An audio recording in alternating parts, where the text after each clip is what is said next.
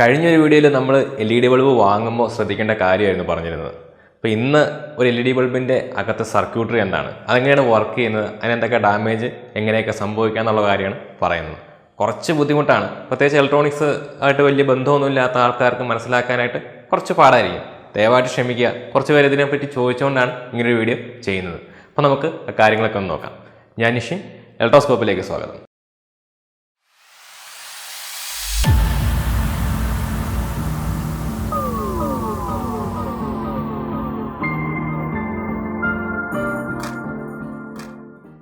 ഈ വീഡിയോ കണ്ടുകൊണ്ടിരിക്കുമ്പോൾ ഒരുപാട് സംശയങ്ങളൊക്കെ ഉണ്ടാകാൻ സാധ്യതയുണ്ട്.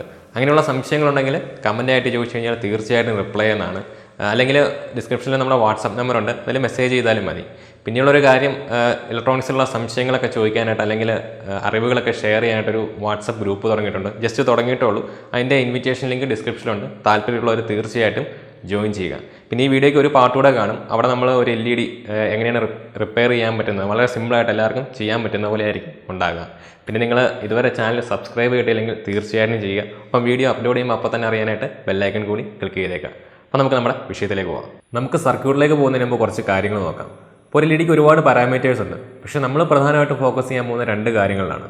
ഒന്ന് LEDയുടെ ഫോർവേഡ് വോൾട്ടേജ്, രണ്ട് മാക്സിമം ഫോർവേഡ് കറണ്ട്.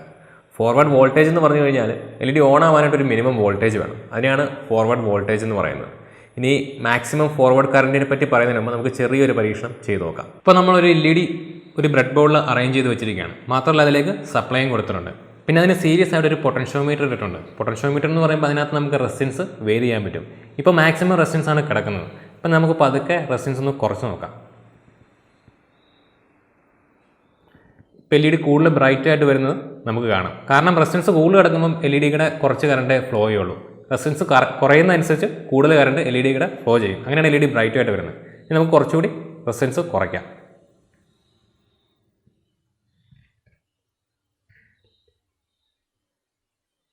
ഇപ്പോൾ LED നല്ല ബ്രൈറ്റായി.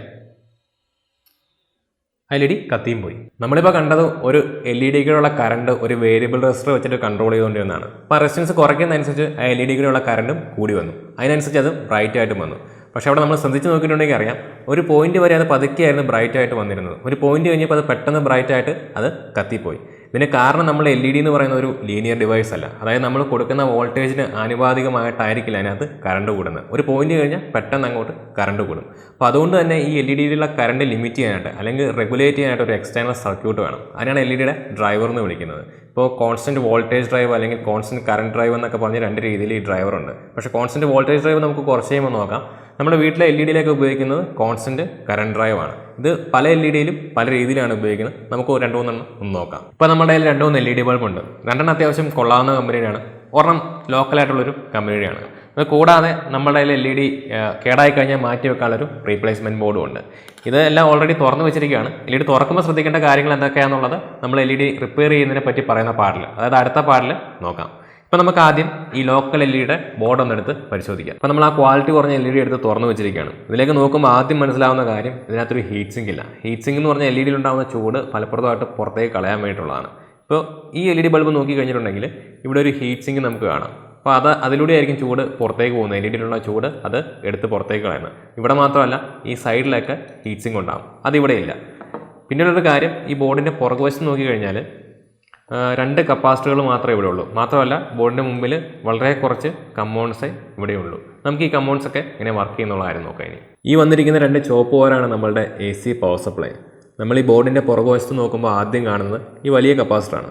ഇതൊരു 400 വോൾട്ടിൻ്റെ ഫില്ലിംഗ് കപ്പാസിറ്ററാണ്. ഒരു കപ്പാസിറ്റി ഡ്രോപ്പറായിട്ടാണ് ഈ ബോർഡിൽ ഇത് ഉപയോഗിച്ചിരിക്കുന്നത്. അതായത് വരുന്ന AC വോൾട്ടേജിനെ കുറയ്ക്കാൻ വേണ്ടിയിട്ട്. സാധാരണ മൊബൈൽ ചാർജുകളിലൊക്കെ ഇതേ ആപ്ലിക്കേഷന്, അതായത് AC വോൾട്ടേജ് കുറയ്ക്കാൻ വേണ്ടിയിട്ട് ഈ കപ്പാസിറ്റർ ഉപയോഗിക്കാറുണ്ട്. പിന്നെ നമ്മൾ നേരത്തെ ഇതിന് വേണ്ടിയിട്ട് ഉപയോഗിച്ചുകൊണ്ടിരുന്നത്, അതായത് AC വോൾട്ടേജ് കുറയ്ക്കാൻ വേണ്ടി ഉപയോഗിച്ചുകൊണ്ടിരുന്നത് ട്രാൻസ്ഫോമറാണ്. പക്ഷേ ചിലവും സൈസും കുറയ്ക്കാൻ വേണ്ടിയിട്ടാണ് കപ്പാസിറ്റി ഡ്രോപ്പറുകൾ ഉപയോഗിക്കാറുള്ളത്.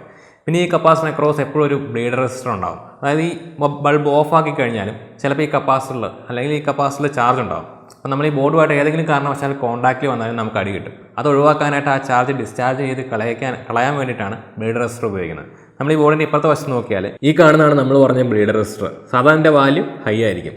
പിന്നെ അതിനകത്തെ കമ്പൗണ്ട്സ് ഒക്കെ കുറച്ച് ചെറുതാണ്. SMD ആയതുകൊണ്ടാണ് അങ്ങനെ. അപ്പോൾ ഈ ബോർഡിൽ ഒട്ടിച്ച് വെച്ചേക്കുന്ന പോലെ ഉള്ള കമ്പൗണ്ട്സിനെയാണ് SMD എന്ന് വിളിക്കുന്നത്. സാധാരണ ഇപ്പുറത്തെ വശത്തേക്ക് നോക്കിക്കഴിഞ്ഞാൽ ഈ കമ്പൗണ്ട്സൊക്കെ അതിൻ്റെ കാല് ഹോൾ വഴി ബോർഡിൽ സോൾഡർ ചെയ്ത് വെച്ചേക്കാണ്. അപ്പോൾ ഇതിനെയൊക്കെ ത്രൂ ഹോൾ എന്നാണ് വിളിക്കുന്നത്. പിന്നെ ഈ ബോർഡിൻ്റെ ഇപ്പുറത്തെ വശത്ത് തന്നെ നോക്കിയാൽ ഈ നടുക്ക് കാണുന്നത് ഒരു IC ആണ്, അതൊരു ബ്രിഡ്ജ് റെക്ടിഫയർ ആണ്. MB10F IC ആണ് ഇവിടെ ബ്രിഡ്ജ് റെക്ടിഫയർ ആയിട്ട് ഉപയോഗിച്ചിരിക്കുന്നത്. അപ്പോൾ ബ്രിഡ്ജ് റെക്ടിഫയർ ചെയ്യുന്നത് AC-യെ DC ആയിട്ട് കൺവേർട്ട് ചെയ്യുക എന്നുള്ളതാണ്. നമുക്കറിയാം നമ്മുടെ LED AC-യിൽ വർക്ക് ചെയ്യില്ല, അപ്പോൾ അതിനെ DC ആക്കി കൺവേർട്ട് ചെയ്യാനായിട്ടാണ് ഈ ബ്രിഡ്ജ് റെക്ടിഫയർ ഉള്ളത്. ഈ ബ്രിഡ്ജ് റെക്ടിഫയറിൻ്റെ ഔട്ട്പുട്ടും എപ്പോഴും കറക്റ്റ് DC ആയിരിക്കില്ല. അപ്പോൾ അതിന് ഒന്നുകൂടി DC-യിലേക്ക് എത്തിക്കാൻ വേണ്ടിയിട്ട് ഇതിൻ്റെ ഔട്ട്പുട്ടിൽ ഒരു ഫിൽറ്റർ കപ്പാസിറ്റർ കൊടുക്കാറുണ്ട്. നമ്മൾ ഈ ബോർഡിൻ്റെ പുറകിലേക്ക് നോക്കിക്കഴിഞ്ഞാൽ ഈ കാണുന്നതാണ് ഫിൽറ്റർ കപ്പാസിറ്റർ. അപ്പോൾ ഇതിന് പൊളാരിറ്റി ഉണ്ട്. ഇതിൻ്റെ ഈ ബാൻഡ് കാണുന്ന വശമായിരിക്കും നെഗറ്റീവ്. ഇതുപോലെയുള്ള ബൾബുകൾ ചിലപ്പം മിന്നി കത്താറുണ്ട്. അത് ശരിക്കും ഈ കപ്പാസിറ്ററിൻ്റെ പ്രശ്നം കാരണമാണ്. ഇത് മാറ്റി വെച്ച് കഴിഞ്ഞാൽ അതും ശരിയാവും. ഇനി ബോർഡിലേക്ക് ഒന്നുകൂടെ നോക്കിക്കഴിഞ്ഞാൽ ഇവിടെ നമുക്ക് കുറേ LED കാണാം. ഇത് മൊത്തം 18 ഉണ്ട്. ഇതെല്ലാം സീരീസിലാണ് കണക്ട് ചെയ്തിരിക്കുന്നത്. അപ്പോൾ പല ബോർഡിലും പല രീതിയിലായിരിക്കും കണക്ട് ചെയ്തിരിക്കുക. ഈ ബോർഡിൽ ഈ LED-കളെല്ലാം സീരീസിലാണ്. ഇനി ആ LED-യിലേക്ക് പവർ കൊടുത്തിരിക്കുന്നത് ഈ 2 റെസിസ്റ്റർ വഴിയാണ്. ഇത് രണ്ടും കുറഞ്ഞ വാല്യൂവിൻ്റെ 2 റെസിസ്റ്ററാണ്. രണ്ടും പാരലാണ് കണക്ട് ചെയ്തിരിക്കുന്നത്. LED-ക്കുള്ള കറണ്ട് റെഗുലേറ്റ് ചെയ്യേണ്ട ആവശ്യമുണ്ടെന്ന് നമ്മൾ നേരത്തെ പറഞ്ഞു. അപ്പോൾ ഇവിടെ അതിനു വേണ്ടി ഉപയോഗിച്ചിരിക്കുന്നത് ഈ 2 റെസിസ്റ്ററുകൾ മാത്രമാണ്. അത് ഏറ്റവും ചീപ്പും അതുപോലെ തന്നെ ഒട്ടും റിലയബിൾ അല്ലാത്തൊരു മെത്തേഡാണ്. എൻ്റെ പ്രശ്നം എന്താണെന്ന് ചോദിച്ചു കഴിഞ്ഞാൽ ഇപ്പോൾ ഇവിടെ വരുന്ന പവർ സപ്ലൈ ഒരു പെർഫെക്റ്റ് DC അല്ല. അതുകൊണ്ട് തന്നെ ഈ റെസിസ്റ്ററുകൾ മാത്രം ഉപയോഗിച്ച് കഴിഞ്ഞാൽ LED-ക്കുള്ള കറണ്ട് വേരി ചെയ്യാൻ സാധ്യതയുണ്ട്. അത് LED-യുടെ ലൈഫിനെ വല്ലാതെ ബാധിക്കുന്ന ഒരു സംഗതിയാണ്. പിന്നെ നമ്മൾ ഈ ബൾബിലേക്ക് നോക്കിക്കഴിഞ്ഞാൽ ഇതിനകത്ത് ആകെ ഉള്ളത് വരുന്ന AC-യെ കുറയ്ക്കാനായിട്ടൊരു ഡ്രോപ്പറുണ്ട്. പിന്നെ AC-യെ DC-യാക്കി മാറ്റാനായിട്ടൊരു റെക്ടിഫയർ ഉണ്ട്. ഇത് കൂടാതെ അവസാനമായിട്ട് കറണ്ടിന് ലിമിറ്റ് ചെയ്യാനായിട്ട് 2 റെസിസ്റ്ററും. ഇത്തരം സംഗതികളെ ഈ ബൾബിലുള്ളൂ. അതായത് ഇതിനകത്ത് പ്രൊട്ടക്ഷന് വേണ്ടി യാതൊരുവിധ സർക്യൂട്ടും ഇല്ല. അത് മാത്രമല്ല, നമ്മൾ നേരത്തെ പറഞ്ഞ പോലെ ഹീറ്റ് സിങ്കും ഇതിനകത്തില്ല. ഹീറ്റ് സിങ്ക് ഇല്ലെങ്കിൽ LED വല്ലാതെ ചൂടാകും, അതൊക്കെ പെട്ടെന്ന് കേടായി പോകാൻ സാധ്യതയുള്ളതാണ്. അപ്പോൾ ഈ ബൾബ് മേടിക്കുമ്പോൾ വില കുറവാണെങ്കിലും ശരിക്കും നമുക്ക് ഭയങ്കര നഷ്ടമാണ് ഇത് മേടിക്കുന്നതുകൊണ്ട് ഉണ്ടാകുന്നത്. ഇനി നമുക്ക് കുറച്ചുകൂടെ നല്ല കമ്പനിയുടെ ബോർഡൊന്ന് നോക്കാം. ഇനി നമ്മൾ നോക്കാൻ പോകുന്നത് ഫിലിപ്സിൻ്റെ 7 വാട്ടിൻ്റെ ഒരു LED ബൾബാണ്. ആ ബൾബ് നമ്മൾ ഓൾറെഡി തുറന്നു വെച്ചിട്ടുണ്ട്. തുറക്കുമ്പോൾ തന്നെ നമുക്ക് കാണാൻ പറ്റുന്നത് LED മാത്രമുള്ള ഒരു ബോർഡാണ്. ഇതിനകത്ത് 14 LED ആണുള്ളത്. ഇതും സീരീസിലാണ് കണക്ട് ചെയ്ത് വെച്ചിരിക്കുന്നത്. ഇതിൻ്റെ LED-യും ഡ്രൈവറും 2 ബോർഡിലാണുള്ളത്. അപ്പോൾ LED ഉള്ള ബോർഡ് ഒരു ഹീറ്റ് സിങ്കിൻ്റെ മുകളിൽ മൗണ്ട് ചെയ്ത് വെച്ചിരിക്കുകയാണ്. അപ്പോൾ ഇവിടെ മാത്രമല്ല ഹീറ്റ് സിങ്ക് ഉള്ളത്. നമ്മൾ ഈ ബൾബിൻ്റെ അകത്തേക്ക് നോക്കി ഇതിൻ്റെ സൈഡിലൊക്കെ ഹീറ്റ് സിങ്ക് കാണാം. നിങ്ങൾ വ്യത്യാസം ആലോചിക്കണം. ഇത് 7 വാട്ടിൻ്റെ LED ബൾബാണ്. നമ്മൾ നേരത്തെ കണ്ടത് 9 വാട്ടിൻ്റെ. അതിനകത്ത് ഹീറ്റ് സിങ്കേ ഇല്ലായിരുന്നു. അപ്പോൾ തന്നെ നമുക്ക് വ്യത്യാസം മനസ്സിലാവും. ഇനി നമുക്ക് ഇതിൻ്റെ ഡ്രൈവർ ഒന്ന് വിശദമായിട്ട് നോക്കാം. നമ്മൾ ഈ ബോർഡിലേക്ക് നോക്കുമ്പോൾ തന്നെ മറ്റേ ബോർഡുമായിട്ടുള്ള വ്യത്യാസം മനസ്സിലാകും. ഇവിടെ ഒരുപാട് കമ്പൗണ്ട്സ് ഉണ്ട്, മറ്റേടത്തൊന്നുമില്ലായിരുന്നു. ഇനിയിപ്പോൾ നമ്മൾ ഇതിൽ പവർ സപ്ലൈ കൊടുക്കുന്നത് ഈ 2 റെസിസ്റ്ററുകളുടെ അറ്റത്താണ്. അപ്പോൾ ഈ റെസിസ്റ്ററുകൾ വളരെ വാല്യൂ കുറഞ്ഞ 2 റെസിസ്റ്ററുകളാണ്. അതായത് ഇത് ഫ്യൂസായിട്ടാണ് ഇവിടെ ആക്ട് ചെയ്യുന്നത്. എന്ന് വെച്ചാൽ നമ്മൾ കറണ്ട് എപ്പോഴെങ്കിലും ഇതിലൂടെ കൂടുതൽ വന്നിട്ടുണ്ടെങ്കിൽ ഈ 2 റെസിസ്റ്ററുകൾ കത്തിപ്പോകും. അങ്ങനെ ബാക്കിയുള്ള സർക്യൂട്ടിനെ ഇത് പ്രൊട്ടക്ട് ചെയ്യും. ഈ റെസിസ്റ്ററിൻ്റെ വാല്യൂ ഭയങ്കര കുറവാണെന്ന് പറഞ്ഞു. ഇപ്പോൾ നമ്മൾ ഈ മൾട്ടിമീറ്റർ കണ്ടിന്യൂറ്റി മോഡിൽ ഇട്ടിട്ട് ഈ റെസിസ്റ്റർ ചെക്ക് ചെയ്തിട്ടുണ്ടെങ്കിൽ അത് ഷോർട്ടായിട്ടേ കാണിക്കുള്ളൂ. കണ്ടിന്യൂ മോഡ് എന്ന് പറഞ്ഞിട്ടുണ്ടെങ്കിൽ ഈ പോയിന്റ് നമ്മളെ ഡയോഡ് അല്ലെങ്കിൽ ഓഡിയോ സിമ്പിൾ കാണിച്ചിരിക്കുന്ന പോയിന്റ്. ഇനി നമുക്ക് ഈ റെസിസ്റ്റർ അക്രോസ് ഒന്ന് വെച്ച് നോക്കാം. അപ്പോൾ സൗണ്ട് കേൾക്കുന്നുണ്ട്. അതിനകത്ത് ഈ റെസിസ്റ്ററിന് കുഴപ്പമൊന്നുമില്ല. അഥവാ ഈ റെസിസ്റ്റർ കത്തിപ്പോയിട്ടുണ്ടെങ്കിൽ നമുക്ക് നോക്കുമ്പോൾ തന്നെ മനസ്സിലാവും. അല്ലെങ്കിൽ ഇങ്ങനെ ചെക്ക് ചെയ്ത് കഴിഞ്ഞിട്ടുണ്ടെങ്കിൽ ആ സൗണ്ട് ഉണ്ടാവില്ല. അപ്പം നമുക്കിത് മാറ്റി വെച്ചാൽ മതി. ഇനി നമ്മൾ ഈ ബോർഡിലേക്ക് നോക്കിയിട്ടുണ്ടെങ്കിൽ ഇവിടെ ഒരു കപ്പാസിറ്റർ കാണാം. ഇവിടെ കറുത്ത് ചെണ്ട പോലെ ഇരിക്കുന്ന ഒരു കമ്പൗണ്ടും കാണാം. ഇതൊരു ഇൻഡക്ടറാണ്. ഇതിനെ ഡ്രം കോർ ഇൻഡക്ടർ എന്നൊക്കെ പറയും. അപ്പോൾ ഈ കപ്പാസിറ്ററും ഇൻഡക്ടറൂടെ കൂടിയിട്ട് ഒരു EMI ഫിൽറ്ററായിട്ടാണ് ആക്ട് ചെയ്യുന്നത്. EMI എന്ന് പറഞ്ഞാൽ ഇലക്ട്രോ മാഗ്നറ്റിക് ഇൻ്റർഫറൻസ്. ഇത് നമുക്ക് നല്ല പരിചയമുള്ള കാര്യമാണ്. നിങ്ങൾ ഈ സൗണ്ട് ഒന്ന് കേട്ട് നോക്കി. ഇത് നമ്മൾ മൊബൈൽ ഫോൺ TV-യുടെ ഒക്കെ അടുത്ത് കൊണ്ടുവെക്കുമ്പോൾ കേൾക്കുന്ന ഒരു സൗണ്ടാണ്. ഇതിൻ്റെ കാരണം എന്ന് പറഞ്ഞു കഴിഞ്ഞാൽ നമ്മൾ മൊബൈൽ ഫോണിൽ നിന്ന് പറയുന്ന ഇലക്ട്രോ മാഗ്നറ്റിക് വേവ്സ് TV-യുടെ ഓഡിയോ സിഗ്നലുമായിട്ട് ഇൻ്റർഫിയർ ചെയ്യുന്നതുകൊണ്ടാണ് ഇങ്ങനെ ഒരു സൗണ്ട് കേൾക്കുന്നത്. അപ്പോൾ മൊബൈൽ ഫോണും TV-യും തമ്മിൽ കണക്ഷനൊന്നുമില്ല. അതുകൊണ്ട് തന്നെ റേഡിയേറ്റിംഗ് EMI എന്നാണ് വിളിക്കുന്നത്. ഇതുപോലെ തന്നെ നമ്മുടെ വീട്ടിൽ പവറുമായിട്ട് കണക്ട് ചെയ്ത് വെച്ചിരിക്കുന്ന പല ഡിവൈസുകളും ഇലക്ട്രോ മാഗ്നറ്റിക് വേവ്സ് ഉണ്ടാകാറുണ്ട്. അത് നമ്മുടെ വീട്ടിലെ വയറിംഗ് വഴിയൊക്കെ ആയിരിക്കും പൊക്കോണ്ടിരിക്കുന്നത്. അതുകൊണ്ട് അതിനെ കണ്ടക്റ്റിംഗ് EMI എന്ന് വിളിക്കും. അങ്ങനെയുള്ള ഇലക്ട്രോ മാഗ്നറ്റിക് വേവ്സ് നമ്മുടെ ഡ്രൈവറിലേക്ക് അല്ലെങ്കിൽ നമ്മുടെ ഈ സർക്യൂട്ടിലേക്ക് വരാതിരിക്കാനും, അല്ലെങ്കിൽ ഈ സർക്യൂട്ടിൽ തന്നെ ഇലക്ട്രോ മാഗ്നറ്റിക് വേവ്സ് ഉണ്ടാവാറുണ്ട്. അതിൻ്റെ കാരണം എന്താണെന്ന് നമുക്ക് കുറച്ച് കഴിയുമ്പോൾ നോക്കാം. അത് പുറത്തേക്ക് പോകാതിരിക്കാനും വേണ്ടിയിട്ടാണ് ഇതിൻ്റെ ഇൻപുട്ടിൽ ഈ കപ്പാസിറ്ററും ഇൻഡക്ടറും ഫിൽറ്ററായിട്ട് ഇട്ടിരിക്കുന്നത്. ഇതിന് EMI ഫിൽറ്റർ എന്ന് വിളിക്കും. അതുപോലെ തന്നെ RF ഫിൽറ്റർ എന്നും പറയാറുണ്ട്. പിന്നെ ഇതുപോലെ തന്നെ ഇതിൻ്റെ ഔട്ട്പുട്ടിലും ഒരു കപ്പാസിറ്റർ ഉണ്ട്. അതും ഇതുപോലത്തെ ഉള്ള നോയ്സിനെയൊക്കെ ഫിൽറ്റർ ചെയ്യാൻ വേണ്ടിയിട്ട് നമ്മളെ സഹായിക്കുന്നതാണ്. ഇനി നമ്മൾ ഈ ബോർഡിൻ്റെ പുറകിലേക്ക് നോക്കിക്കഴിഞ്ഞാൽ ഇവിടെ നമ്മൾ കഴിഞ്ഞ ബോർഡിൽ കണ്ട പോലെ ഒരു ബ്രിഡ്ജ് റെക്ടിഫയർ കാണാൻ പറ്റും. അവിടെ ഉപയോഗിച്ചിരിക്കുന്ന സെയിം IC തന്നെയാണ് ഇവിടെ ഉപയോഗിച്ചിരിക്കുന്നത്, MB10F. പിന്നെ അതിൻ്റെ കൂടെ ഒരു ഫിൽറ്റർ കപ്പാസിറ്റർ. അപ്പോൾ ഇതിൻ്റെ റെക്ടിഫയർ സെക്ഷൻ നമ്മൾ നേരത്തെ കണ്ട ബോർഡിലുള്ള പോലെ തന്നെയാണ്. നമ്മൾ കപ്പാസിറ്റി ഫിൽറ്ററിൻ്റെ കാര്യമൊക്കെ അന്നേരം പറഞ്ഞാണ്, അതൊന്നുകൂടി പറയുന്നില്ല. ഇനി നമുക്കിവിടെ വേറൊരു കമ്പൗണ്ട് കാണാൻ പറ്റും. ഈ നീല കളറിൽ കാണുന്നതാണ് MOV. ഇത് കണ്ടിട്ട് കപ്പാസിറ്ററാണ് തെറ്റിദ്ധരിക്കരുത്. സെറാമിക് കപ്പാസിറ്ററൊക്കെ ഇതുപോലെ തന്നെയാണ് ഇരിക്കുന്നത്. മിക്കവാറും ബോർഡുകളിലൊക്കെ ഈ കമ്പോണൻറ്റ് എന്താണെന്നുള്ളത് ആ ബോർഡിൽ മാർക്ക് ചെയ്തിട്ടുണ്ടാകും. ഇവിടെ MOV എന്ന് എഴുതി വെച്ചേക്കുന്നത് നമുക്ക് കാണാം. MOV എന്ന് പറഞ്ഞാൽ മെറ്റൽ ഓക്സൈഡ് വേരിയസ്റ്റ്. ഇതൊരു ഓവർ വോൾട്ടേജ് പ്രൊട്ടക്ഷനാണ്, അല്ലെങ്കിൽ സർജ് പ്രൊട്ടക്ഷനാണ്. നമ്മൾ ഇൻപുട്ടിൽ 2 ഫ്യൂസിബിൾ റെസിൻ്റെ കാര്യം പറഞ്ഞു, അതായത് ഫ്യൂസായിട്ട് ഉപയോഗിക്കുന്ന 2 റെസിൻ്റെ കാര്യം പറഞ്ഞു. അതൊരു ഓവർ കറണ്ട് പ്രൊട്ടക്ഷനാണ് ശരിക്കും. അതുപോലെ തന്നെയുള്ള ഒരു ഓവർ വോൾട്ടേജ് പ്രൊട്ടക്ഷന് വേണ്ടിയിട്ടാണ് MOV ഇവിടെ ഉപയോഗിച്ചിരിക്കുന്നത്. ഇത് ചെയ്യുന്നത് എന്താണെന്ന് ചോദിച്ചു കഴിഞ്ഞിട്ടുണ്ടെങ്കിൽ നമുക്ക് പ്രൊട്ടക്റ്റ് ചെയ്യുന്നതിൻ്റെ കമ്പോണൻസിന് മുമ്പായിട്ട് പാരലായിട്ടായിരിക്കും ഇത് കണക്ട് ചെയ്യുക. ഇതൊരു റേറ്റഡ് വോൾട്ടേജ് ഉണ്ടാകും. അതിന് താഴെ ഇതിൻ്റെ റെസിസ്റ്റൻസ് ഭയങ്കര കൂടുതലായിരിക്കും. അതായത് നോർമലായിട്ട് നമ്മളുടെ സർക്യൂട്ട് വർക്ക് ചെയ്യുമ്പം അങ്ങനെ ഒരു കമ്പോണൻ്റ് അവിടെ ഉണ്ടെന്ന് പോലും തോന്നില്ല. അതേസമയം ഇടയ്ക്ക് വോൾട്ടേജ് വേരിയേഷൻ ഉണ്ടാകുമ്പോൾ, വോൾട്ടേജ് വേരിയേഷൻ എന്ന് പറഞ്ഞാൽ നമുക്ക് കാണാൻ പറ്റുന്ന വോൾട്ടേജ് മാത്രമല്ല, ഇടയ്ക്ക് വോൾട്ടേജ് സ്പൈക്കൊക്കെ ഉണ്ടാകും. അങ്ങനെ ഉണ്ടാകുമ്പോൾ MOVയുടെ റെസിസ്റ്റൻസ് ഭയങ്കരമായിട്ട് താഴ്ന്നു പോകും. അപ്പോൾ ആ സ്പൈക്ക് കൊണ്ടുണ്ടാകുന്ന കറണ്ടിനെ ഇത് ബൈപ്പാസ് ചെയ്ത് വിടും. അങ്ങനെ നമ്മളുടെ കമ്പോണൻസിനെ പ്രൊട്ടക്റ്റ് ചെയ്യും. ഇനി MOV കത്തിപ്പോയിട്ടുണ്ടെങ്കിൽ അത് മനസ്സിലാക്കാൻ ഭയങ്കര എളുപ്പമാണ്. നമ്മൾ നേരത്തെ ചെയ്ത പോലെ മൾട്ടിമീറ്റർ കണ്ടിന്യൂറ്റിയിൽ ഇട്ടിട്ട് ചെക്ക് ചെയ്ത് നോക്കിയാൽ മതി. അപ്പോൾ ഷോർട്ട് സർക്യൂട്ട് കാണിക്കുന്നുണ്ടെങ്കിൽ ആ MOV പോയതാണ്. പിന്നെയുള്ളൊരു കാര്യം, MOV പോയിട്ടുണ്ടെങ്കിൽ ഉറപ്പായിട്ടും നമ്മളുടെ ഈ ഇൻപുട്ടിൽ കൊടുത്തിരിക്കുന്ന റെസിസ്റ്ററുകളും കത്തിപ്പോയിട്ടുണ്ടാകും. അപ്പോൾ അതുകൂടി ചെക്ക് ചെയ്യണം. ഇനിയിപ്പോൾ നമ്മൾ ആദ്യം കാണുന്ന റെസിസ്റ്ററാണ് കത്തിപ്പോയതായിട്ട് കാണുന്നതെങ്കിൽ തീർച്ചയായിട്ടും MOV കത്തിപ്പോകാനുള്ള സാധ്യത കൂടുതലാണ്. അതുകൂടി ചെക്ക് ചെയ്യണം. ഇനി നമുക്ക് ഈ ബോർഡിൻ്റെ പുറകിലേക്ക് നോക്കിക്കഴിഞ്ഞിട്ടുണ്ടെങ്കിൽ ഇവിടെ ഒരു 7 പിന്നിൻ്റെ IC നമുക്ക് കാണാം. ഇത് MT7842 എന്ന് പറയുന്ന ഒരു ബക്ക് കൺവെർട്ടറാണ്. ഇപ്പോൾ ഈ ബക്ക് കൺവെർട്ടർ കറണ്ട് റെഗുലേഷന് വേണ്ടിയിട്ട് ഉപയോഗിക്കുന്ന LED ബോർഡുകൾ ഒരുപാട് മാർക്കറ്റിലുണ്ട്. ഇത് IC തന്നെ ആയിരിക്കണം നിർബന്ധമില്ല, പക്ഷേ ബക്ക് കൺവെർട്ടർ ആയിരിക്കും. ബക്ക് കൺവെർട്ടർ ചെയ്യുന്നത് എന്താണെന്ന് ചോദിച്ചു കഴിഞ്ഞാൽ ഒരു കൂടിയ DC വോൾട്ടേജിനെ കുറഞ്ഞ DC വോൾട്ടേജായിട്ട് കൺവേർട്ട് ചെയ്യുകയാണ്. അതായത് ഒരു സ്റ്റെപ്പ് ഡൗൺ കൺവെർട്ടറാണ്. നമുക്കിത് വെച്ചിട്ട് വോൾട്ടേജോ കറണ്ടൊക്കെ കൺട്രോൾ ചെയ്യാൻ പറ്റും. ഇതിനെപ്പറ്റി ഡീറ്റെയിൽ ആയിട്ട് നമ്മൾ പറയുന്നില്ല. അവിടെ എടുത്തു പറയേണ്ട ഒരു കാര്യം ഇതിനകത്ത് നടക്കുന്ന സ്വിച്ചിങ് ആണ്. അപ്പോൾ വരുന്ന പവർ സപ്ലൈ ഇത് ഓണും ഓഫും ആക്കിക്കൊണ്ടിരിക്കും. അതിനുവേണ്ടി പല വഴികളും ഉപയോഗിക്കാറുണ്ട്. എടുത്തു പറയേണ്ട 2 പൾസ് വിഡ്ത്ത് മോഡുലേഷനും പൾസ് ഫ്രീക്വൻസി മോഡുലേഷനുമാണ്. ഈ പൾസ് വിഡ്ത്ത് മോഡുലേഷനാണ് നമ്മുടെ ഇൻവെർട്ടറിലൊക്കെ ഉപയോഗിക്കുന്നത്. ഇപ്പോൾ ഇത് ഉദാഹരണത്തിന് നമ്മളൊരു ഇറക്കത്തേക്കൂടെ ഒരു സൈക്കിളിൽ വരുവാന്ന് വിചാരിക്കും. നമ്മൾ ബ്രേക്ക് പിടിച്ചിട്ടുണ്ടെങ്കിൽ നല്ല സ്പീഡിലായിരിക്കും വരുന്നത്. അപ്പോൾ നമ്മൾ കുറച്ച് നേരം ബ്രേക്ക് പിടിക്കുക റിലീസ് ചെയ്യുക ചെയ്തുകൊണ്ടിരുന്നിട്ടുണ്ടെങ്കിൽ ആ സ്പീഡ് കുറഞ്ഞു വരും. ഇത് തന്നെയാണ് പൾസ് വിഡ്ത്ത് മോഡുലേഷനും ചെയ്യുന്നത്. ഇവിടെ സ്പീഡിന് പകരം വോൾട്ടേജാണെന്ന് വിചാരിക്കുക. അപ്പോൾ കുറച്ച് നേരം ഓണും ഓഫാക്കി തുടർച്ചയായിട്ട് ഇങ്ങനെ ചെയ്തുകൊണ്ടിരിക്കുമ്പോഴത്തേക്കും ആ വോൾട്ടേജ് കുറഞ്ഞു വരും. ഈ പൾസ് ഫ്രീക്വൻസി മോഡുലേഷനുള്ള വ്യത്യാസം എന്താണെന്ന് ചോദിച്ചു കഴിഞ്ഞിട്ടുണ്ടെങ്കിൽ ഇവിടെ ഓൺ ആക്കി വെക്കുന്ന ടൈം എപ്പോഴും കോൺസ്റ്റൻ്റ് ആയിരിക്കും, സെയിം ആയിരിക്കും. അതിൻ്റെ ഫ്രീക്വൻസി മാത്രം മാറ്റിക്കൊണ്ടിരിക്കും. അങ്ങനെ വോൾട്ടേജ് കുറച്ചുകൊണ്ടിരിക്കും. ഇതിനെപ്പറ്റി പറയുകയാണെങ്കിൽ ഒരുപാട് കാര്യങ്ങൾ പറയാനുണ്ട്.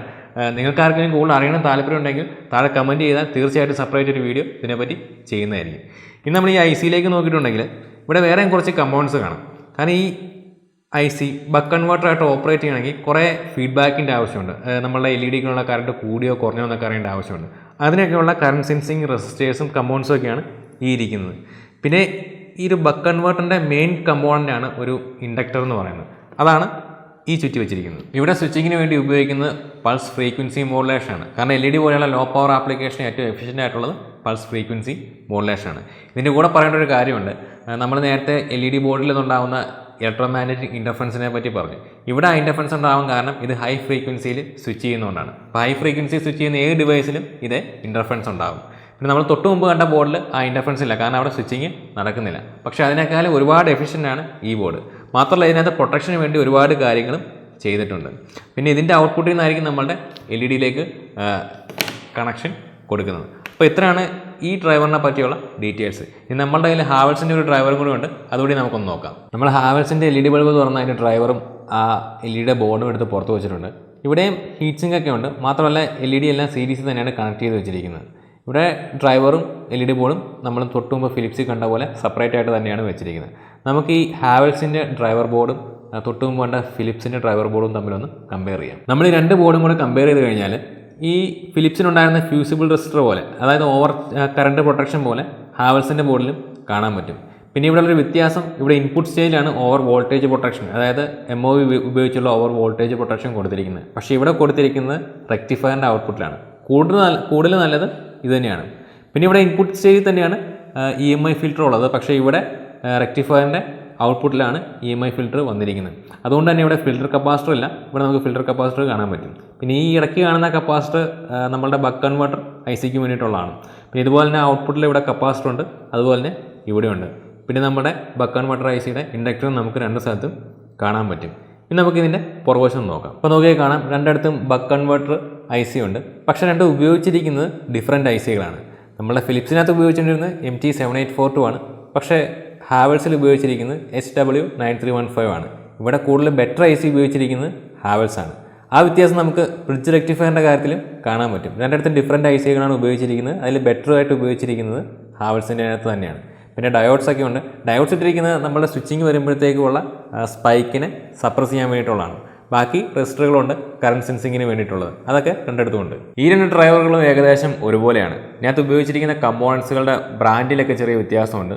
മാത്രമല്ല ഈ സർക്യൂട്ട് അറേഞ്ച് ചെയ്തേക്കുന്നതിലും ചെറിയ വ്യത്യാസമുണ്ട്. ഇപ്പോൾ ഡിസൈൻ വൈസ് നോക്കുവാണെങ്കിലും ഇതിനകത്ത് ഉപയോഗിച്ചിരിക്കുന്ന കമ്പോണൻസിൻ്റെ ക്വാളിറ്റി നോക്കുവാണെങ്കിൽ ഹാവൽസ് ആണ് കുറച്ചുകൂടി ബെറ്റർ ആയിട്ടുള്ളത്. ഇനി നമ്മളുടെ കയ്യിലൊരു റീപ്ലേസ്മെൻറ്റ് ബോർഡുണ്ട്, അതുകൂടി നമുക്കൊന്ന് നോക്കാം. ഇതൊരു 9 വാട്ടിൻ്റെ റീപ്ലേസ്മെൻറ്റ് ബോർഡാണ്. ഇത് മേടിച്ചപ്പോൾ ഒരു 50 രൂപയ്ക്കായി. നമ്മൾ ഇലക്ട്രോണിക് ഷോപ്പിൽ പോയി കഴിഞ്ഞാൽ 30 തൊട്ട് ഒരു 50 രൂപയ്ക്കൊക്കെ നമുക്കിത് മേടിക്കാൻ കിട്ടും. ഇതിനകത്തൊരു 20 LED ഉണ്ട്. എല്ലാം സീരീസിൽ തന്നെയാണ് കണക്ട് ചെയ്തിരിക്കുന്നത്. ഇതിൻ്റെ ബാക്കിൽ നോക്കിക്കഴിഞ്ഞാൽ ചെറിയൊരു ഹീറ്റ് സിങ്ക് ഉണ്ട്. പിന്നെ ഇതൊരു DOB LED ആണ്. ഇതിന് സെപ്പറേറ്റ് ഡ്രൈവർ ആവശ്യമില്ല. നമ്മൾ നേരത്തെ കണ്ടതിനൊക്കെ ഡ്രൈവർ സെപ്പറേറ്റ് ആയിരുന്നു.